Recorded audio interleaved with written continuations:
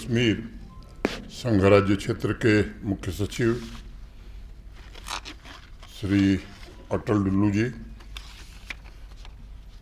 मंच पर विराजमान गांधी ग्लोबल फैमिली के अध्यक्ष पद्मश्री एसपी वर्मा साहब,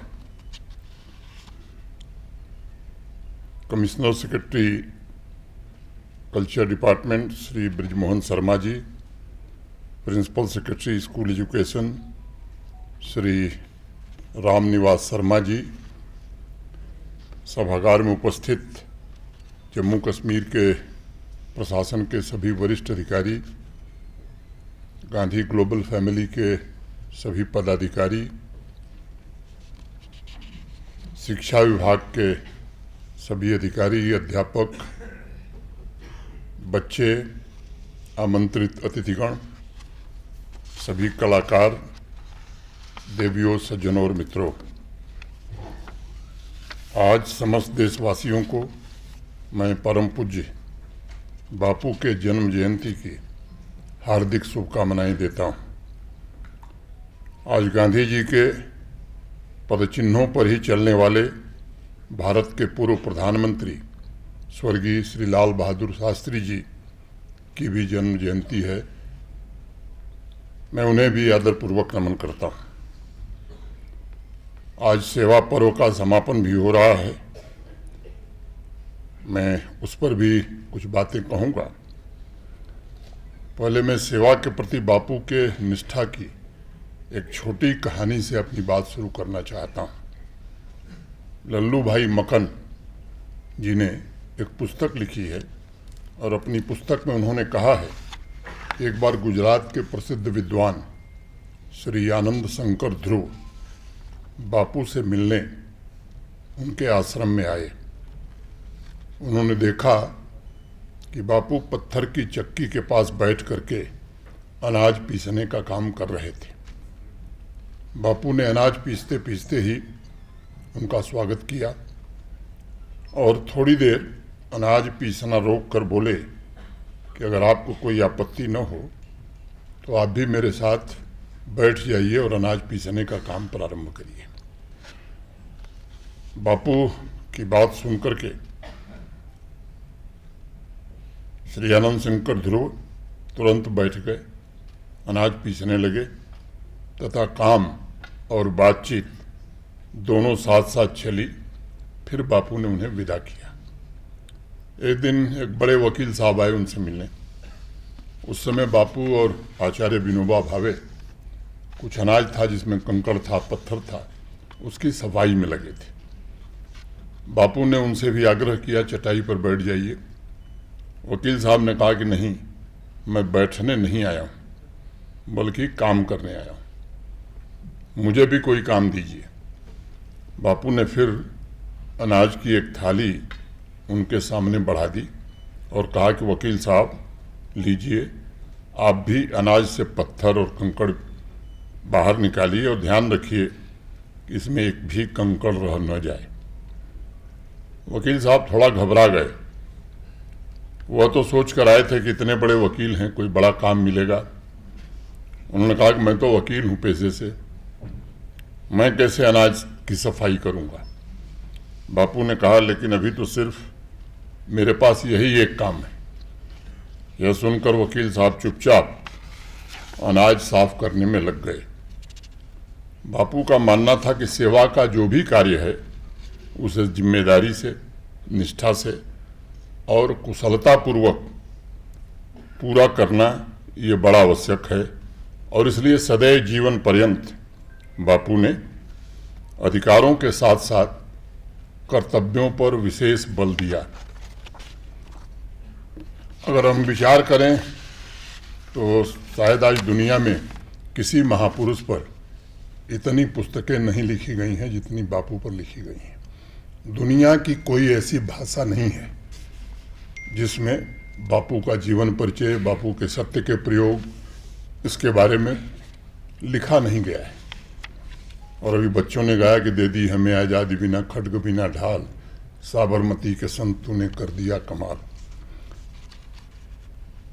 जीवन के जिस क्षेत्र में आज आधुनिक युग में दुनिया जी रही है। पीआर, एडवर्टीजमेंट, इसका बड़ा जमाना है। लेकिन आप सोचिए कि पूरे देश हिंदुस्तान के लोगों तक कैसे पहुंचा जाए। उस समय संचार के इस तरह के साधन भी नहीं थे। वो तिलक महाराज से जब बापू मिलने गए अफ्रीका से लौटने के बाद, तो उन्होंने कहा कि मुझे सलाह दीजिए। तिलक महाराज ने उन्हें दो बातें कही कि ऐसा है कि अगर हिंदुस्तान को जानना चाहते हो गांधी, तो रेलगाड़ी से यात्रा करो पूरे हिंदुस्तान की। और बापू ने रेल से, जहां सामान्य आदमी चलता है, उससे यात्रा की।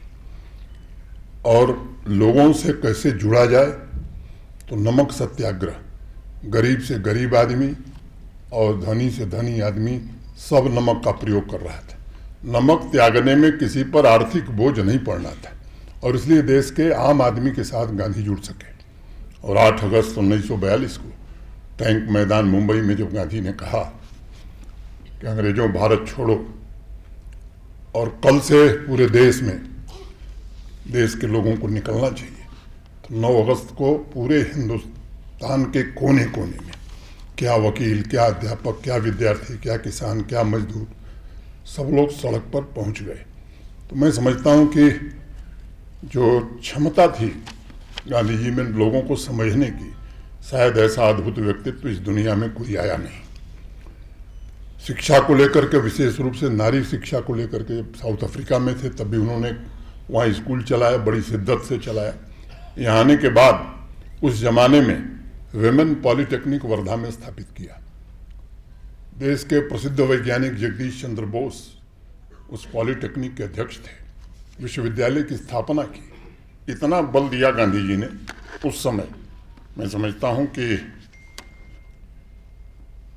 अभी डुल्लू साहब एक बात कह रहे थे, इस बात पर बराबर बल देते थे गांधी जी कि जो परिवर्तन आप समाज में देखना चाहते हैं वो खुद से शुरू करिए। और हमारे यहाँ कहा भी गया है कि परिवर्तन जो शब्द है वो प्रथम पुरुष एक वचन का शब्द है। Change is a word of first person singular number I. हम बात बड़ी लंबी लंबी, बड़ी ऊंची ऊंची करें और खुद उसका पालन न करें, उससे समाज में न कभी बदलाव हुआ है और न कभी हो सकता है। तो मुझे लगता है कि ये अवसर है जब हम अपने पूज्य बापू को याद करते हैं, संकल्प लेते हैं कि नहीं, जिस रास्ते पर देश को आगे बढ़ाया उन्होंने, उस रास्ते पर हम भी 4 कदम चलेंगे। मुझे याद है जिस विश्वविद्यालय में मैं पढ़ा हूँ, काशी हिंदू विश्वविद्यालय, उसकी स्थापना बसंत पंचमी के दिन 1916 में हुई। दक्षिण अफ्रीका से लौटने के बाद गांधी जी का वो पहला सार्वजनिक कार्यक्रम था। चंपारण सत्याग्रह में जाने के पहले वो आए। मुगल सराय एक रेलवे का स्टेशन है, वहाँ से लगभग 16 किलोमीटर की दूरी है। पुराने बुजुर्ग उस इलाके के बताते थे कि वैसी भीड़ कभी लोगों ने देखी नहीं। मुगल सराय से पूरा जनसैलाब, जो विश्वविद्यालय की स्थापना हो रही थी, पंडित मदन मोहन मालवीय जी थे, वायसराय साहब थे, देश के सारे राजा महाराजा थे। और पहुंचने के बाद जो भाषण दिया उन्होंने, कहा कि इतनी सुरक्षा रखने के बजाय मर जाना बेहतर है। और वायसराय साहब उठ करके वहाँ से चले गए। एक एक घटनाएं हैं, मैं उसमें ज़्यादा समय नहीं लेना चाहता हूँ। और एक बात और कहूँगा कि जब स्कूल में पढ़ते थे गांधी जी, उम्र 8 साल की थी, विद्यालय में उन्होंने एक नाटक देखा, सत्य हरिश्चंद्र, और उससे बहुत प्रभावित हुए। आए घर, शीशे के सामने खड़े होकर के प्रैक्टिस करने लगे जो नाटक में देखा था, और उसी नाटक ने उनके जीवन को बदल दिया। उसी दिन उन्होंने संकल्प किया कि जितनी कठिनाई आएगी, सत्य से कभी मैं विमुख नहीं होऊंगा। गांधी जी की बहुत सारी उपलब्धियां हैं, देश की आज़ादी, लेकिन सबके मूल में अगर जाएंगे, जितनी भी विपरीत परिस्थितियां रही हैं, गांधी जी कभी भी सत्य से विमुख नहीं हुए।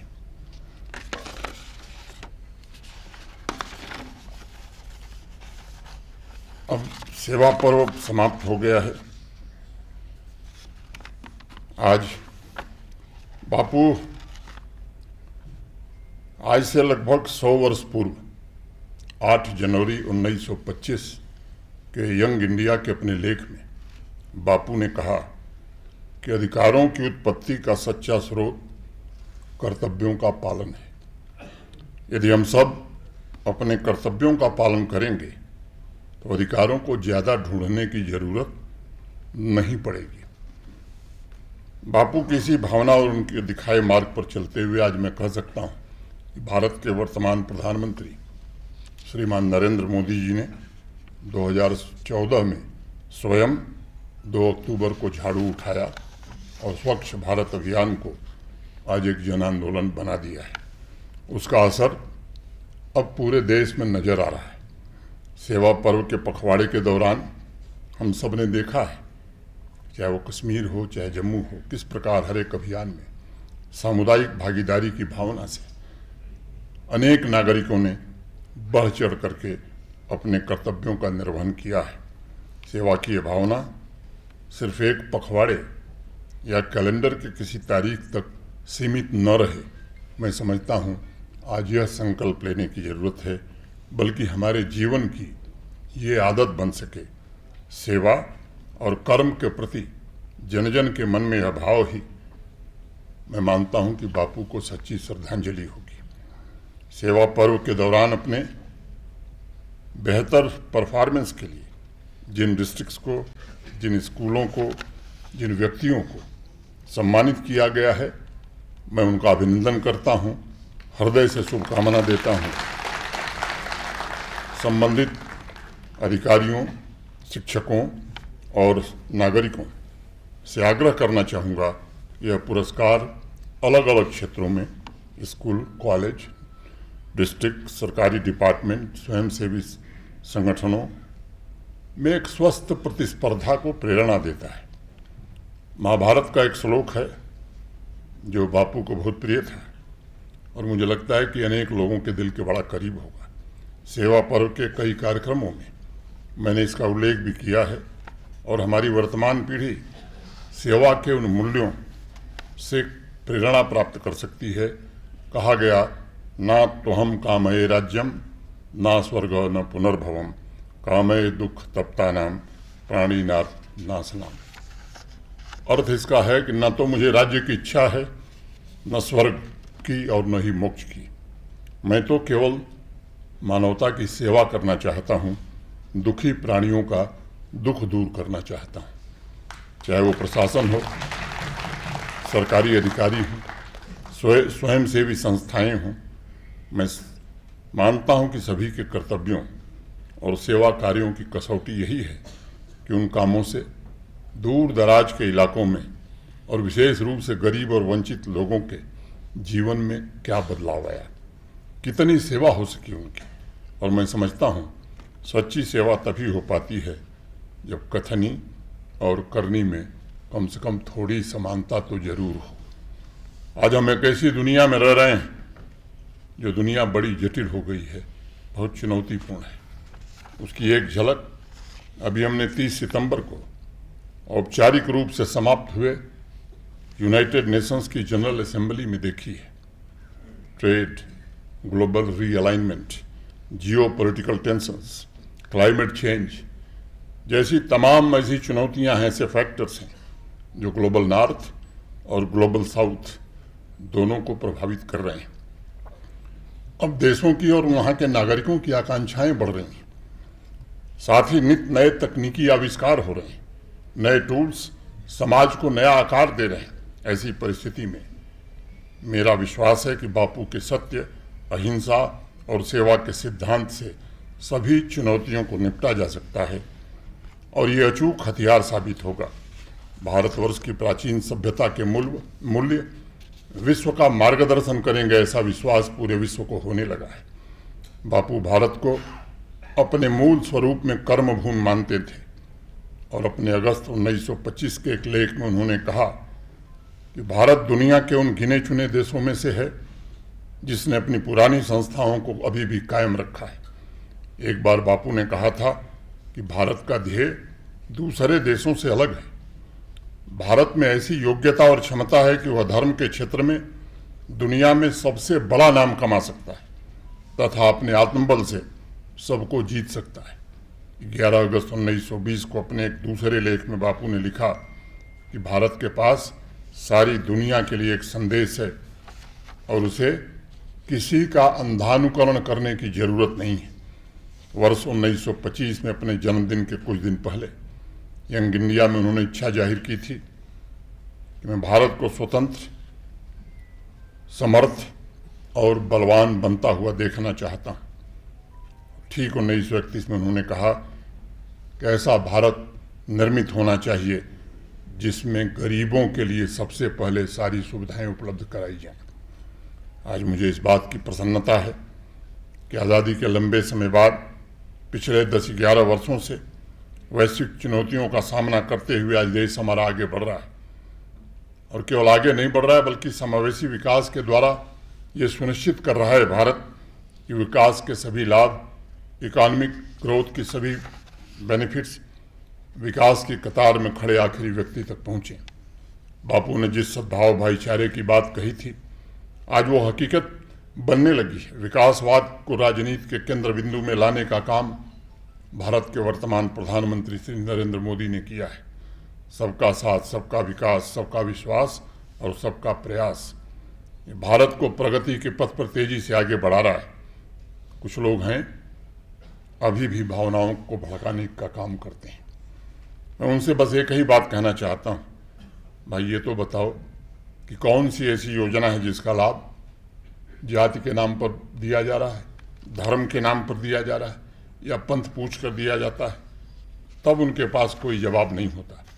विकास की दौड़ में ये भारत का सौभाग्य है कि आज भेदभाव समाप्त हो चुका है और 140 करोड़ देशवासियों का एक ही लक्ष्य है कि आज़ादी का शताब्दी वर्ष जब 2047 में मनावें तो एक विकसित भारत के नागरिक देख सकें। हम सब जानते हैं आज़ादी के 6 दशक के लंबे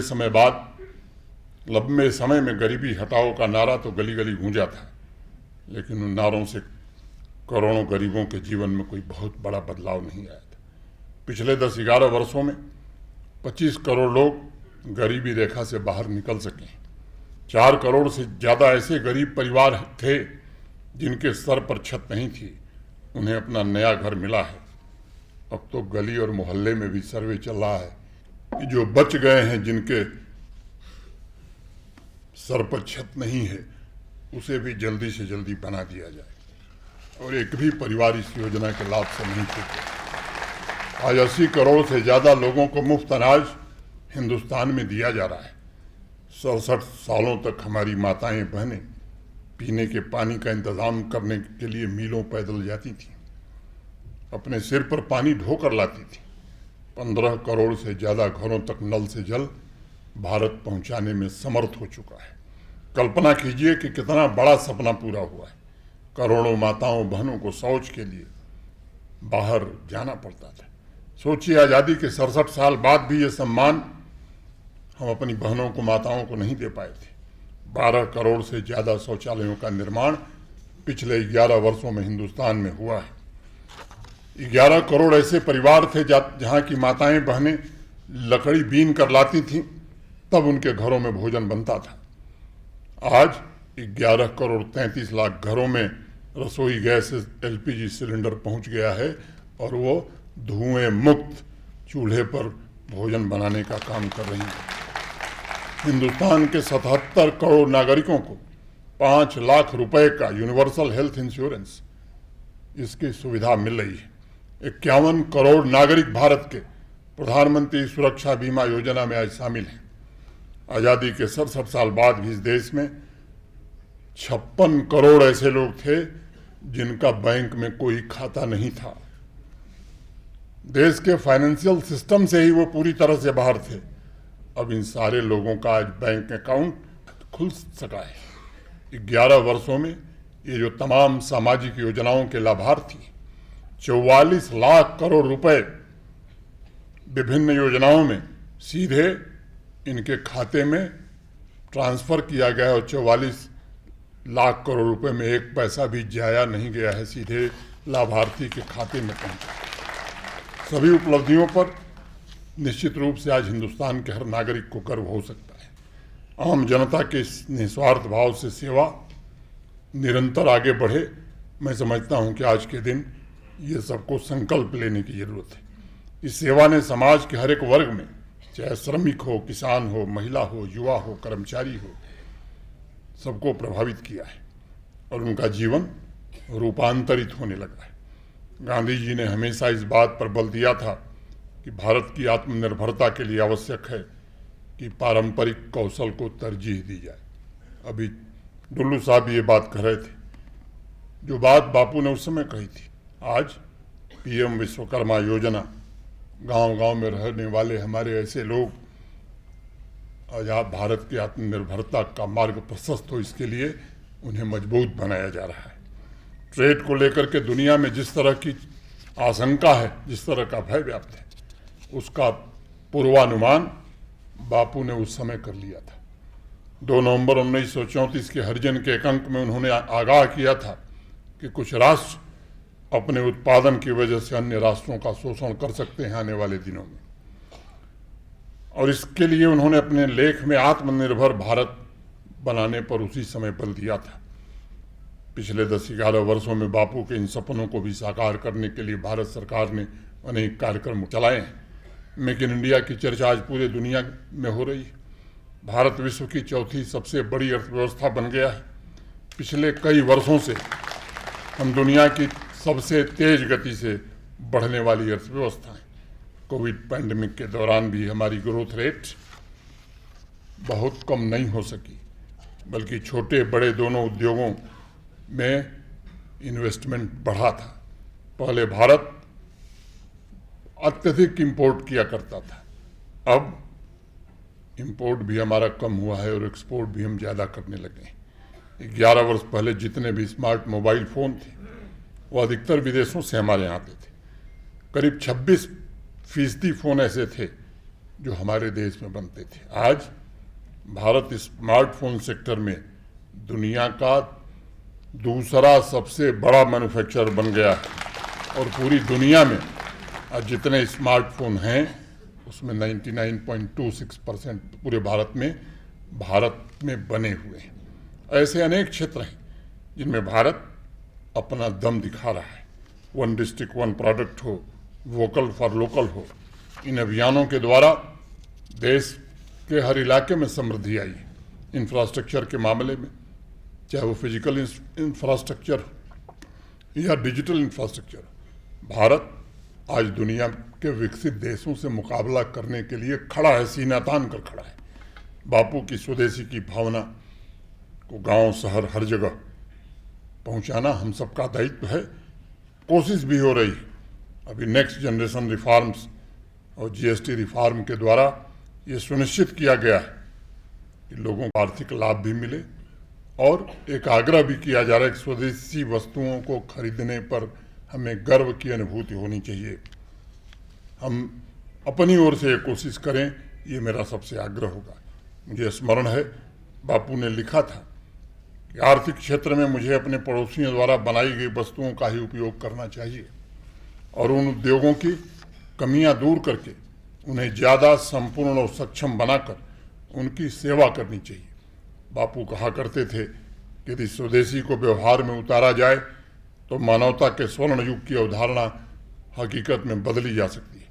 बापू के संकल्प के अनुरूप जम्मू कश्मीर में भी मैं कह सकता हूँ कि स्वदेशी की भावना, विलेज कॉटेज इंडस्ट्रीज़ को प्रोत्साहित करने का प्रयत्न हुआ और मुझे बताते हुए प्रसन्नता है 2021-22, 23-24 के वित्तीय वर्ष में देश की आबादी का 1% हिस्सा ही जम्मू कश्मीर में रहता है। PMEGP, prime minister's employment generation programme, उसमें देश के सबसे बड़े राज्य उत्तर प्रदेश, मध्य प्रदेश सबको पीछे छोड़ते हुए जम्मू कश्मीर ने प्रथम स्थान प्राप्त किया था। 44,542 से ज़्यादा प्रोजेक्ट्स को इस योजना में सहायता मिली थी। विलेज इंडस्ट्रीज़ में हम 3.5 लाख से ज़्यादा रोजगार सृजित करने में सक्षम हुए थे। भारत सरकार के खादी और ग्रामोद्योग आयोग के सहयोग से औद्योगिक विकास और रोजगार में तेजी के सुनहरे अध्याय की पटकथा इसी जम्मू कश्मीर ने लिखी। उत्तर प्रदेश, तमिलनाडु, कर्नाटक, महाराष्ट्र जैसे राज्यों को पीछे छोड़ करके जम्मू कश्मीर ने गाँव में स्मॉल स्केल इंडस्ट्रीज स्थापित करने पूरे देश में नंबर 1 स्थान हासिल किया था। हमें इस परंपरा को और इस पोजीशन को आज के दिन ये संकल्प लेना चाहिए कि हम इसे बनाए रखें। इसके लिए हम कड़ी मेहनत करें, तब हम सुनिश्चित कर पाएंगे आत्मनिर्भर जम्मू कश्मीर के निर्माण को हम आगे बढ़ा सकते हैं। आत्मनिर्भर जम्मू कश्मीर के निर्माण में ग्रामीण इलाकों की सबसे बड़ी भूमिका होगी। वंचित वर्गों के कल्याण में बापू के विचार आज भी हम सबका मार्गदर्शन कर रहे हैं। यंग इंडिया के एक लेख में 1924 में बापू ने कहा कि जब तक हम वंचित और गरीब वर्ग के साथ तादात्म्य स्थापित नहीं कर लेते, तब तक सही मायने में उनका प्रतिनिधित्व नहीं हो सकता है। इसी भावना के साथ भारत के निर्माण में भी वंचितों को वरीयता दी जा रही है। पूरे देश में वंचित वर्ग के अधिकार, चाहे वो रिजर्वेशन हो, शिक्षा हो, चिकित्सा हो, इसकी व्यवस्था की जा रही है। जम्मू कश्मीर में भी उस भावना से अनेक काम हुए हैं। भेदभाव के शिकार अनेक नागरिकों को मुख्यधारा से जोड़ने में सफलता मिली है। सामाजिक न्याय, सामाजिक समता स्थापित करने में सफलता मिली है। बापू के आदर्शों का अनुसरण करते हुए त्रिस्तरीय पंचायती राज व्यवस्था भी स्थापित की गई थी। ये व्यवस्था जल्द फिर से लागू हो, ये मुझे लगता है कि जम्मू कश्मीर की सबसे बड़ी आवश्यकता है। आज गांधी जयंती पर मैं आप सबको अनुरोध करूंगा कि हमें 5 संकल्प लेने की जरूरत है, जिससे समाज के अलग अलग वर्गों को मिलकर के साकार करना पड़ेगा। मैं सबसे आग्रह करूंगा, स्वदेशी जरूर अपनाएं। हम स्वयं सहायता समूहों, सूक्ष्म, लघु और मध्यम उद्यमियों द्वारा निर्मित उत्पाद सरकार भी खरीदे, प्रशासन भी खरीदे और हम भी अपनी ओर से भी खरीदें। भविष्य की दिशा तय करते समय अपनी जड़ों और भारत की शाश्वत भावना को हम सदैव याद रखें। समाज और प्रकृति का सामंजस्य निरंतर हम बनाए रखें। अनुसंधान एवं विकास पर ध्यान केंद्रित करें। समृद्ध अर्थव्यवस्था के लिए कृषि, उद्योग, सेवा के क्षेत्र, इनमें सामंजस्य के साथ हम काम करें, ये बड़ा आवश्यक है। गुरुदेव रविन्द्रनाथ टैगोर कहा करते थे कि प्रत्येक महान राष्ट्र का इतिहास मूल्यवान होता है, क्योंकि उसमें केवल यादें नहीं होती बल्कि आशा और भविष्य के सपने होते हैं। और इसलिए प्राचीन भारत का गौरव और उसके मूल्य हमारे उज्जवल भविष्य के मार्गदर्शक बनेंगे। अपनी बात समाप्त करने के पहले मैं कहना चाहूँगा कि गांधी जी जम्मू कश्मीर में भी अमन और तरक्की देखना चाहते थे। अभी जो प्रदर्शनी बाहर लगाई गई है, आप में से अनेक लोगों ने देखा है। मुझे स्मरण है, प्रार्थना करते समय गांधी जी ने कहा था कि मैं प्रार्थना करता हूँ कि इस अंधकार में जम्मू कश्मीर एक सितारा बनकर के पूरे देश को रोशनी दिखाने का काम करे। जम्मू कश्मीर के युवा वर्ग को इसे अपने जीवन का मूल मंत्र बनाकर जीना होगा। आपका उद्देश्य और जीवन का लक्ष्य सत्य, अहिंसा और सेवा, इस रास्ते पर चलकर ही जम्मू कश्मीर में शांति और समृद्धि स्थापित की जा सकती है। नई पीढ़ी को ये समझने की आवश्यकता है कि बापू के सपनों का जम्मू कश्मीर एकता और शांति का जम्मू कश्मीर है। जम्मू कश्मीर का हर एक नौजवान शांति और सृजन के लिए समर्पित हो। हर एक नौजवान अवाम के किसी भी प्रकार की बुराई को समाप्त करने के लिए अपना योगदान दे, ये बड़ा आवश्यक है। सेवा पर्व के पखवाड़े के दौरान अमृत पीढ़ी के विद्यार्थियों को जरूर अनुभव हुआ होगा कि निष्काम सेवा से बड़े लक्ष्य भी हम हासिल कर सकते हैं। लेकिन शर्त इसके साथ है कि सेवा में आपके संकल्प, आपके लक्ष्य को पूरे करने के लिए माध्यम बिल्कुल वितस्ता और गंगा की तरह पवित्र होना चाहिए। आपके कर्तव्यों में आवाम की भलाई निहित हो, इसका ध्यान रखना चाहिए। मैं एक बार पुनः आप सभी को गांधी जयंती पर और लाल बहादुर शास्त्री जी की जन्म जयंती पर बधाई देता हूँ, शुभकामनाएं देता हूँ। जिन बच्चों ने अभी भजन गाया है हमारे सामने, उनकी भूरी भूरी प्रशंसा करता हूँ और सेक्रेटरी स्कूल एजुकेशन और शर्मा जी आपसे भी चाहूँगा कि उनको भी अलग से सम्मान पूर्वक हमें कोई कार्यक्रम करना चाहिए, ये बड़ा आवश्यक है। एक प्रशासनिक विवरण मेरे सामने है जो कार्यक्रम चले हैं। स्वच्छ विद्यालय, स्वच्छ भारत कैंपेन और स्वच्छता प्लेज, ये 7,28,876 बच्चों ने, अध्यापकों ने लिया है। से नो टू ड्रग्स, ये करीब 6,19,847 लोगों ने इसकी प्रतिज्ञा करी है।